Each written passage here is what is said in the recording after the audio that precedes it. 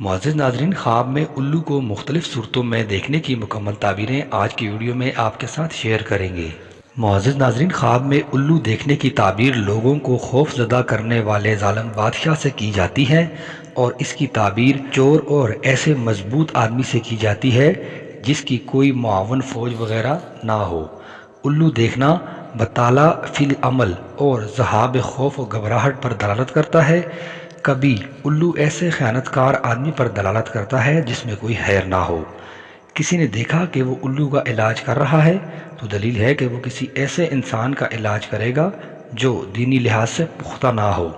کسی نے دیکھا کہ اس کے گھر میں الو گر گیا ہے تو دلیل ہے کہ کسی انسان کے انتقال کی بنا پر صاحب خواب کو خیر نصیب ہوگی۔ کبھی الو کی دلالت چوروں اور کسب میں حرج ڈالنے والوں پر ہوتی ہے، کبھی اس کی دلالت فرقت، وحشت، حکمرانوں کی خرابی اور کلام فحش پر ہوتی ہے۔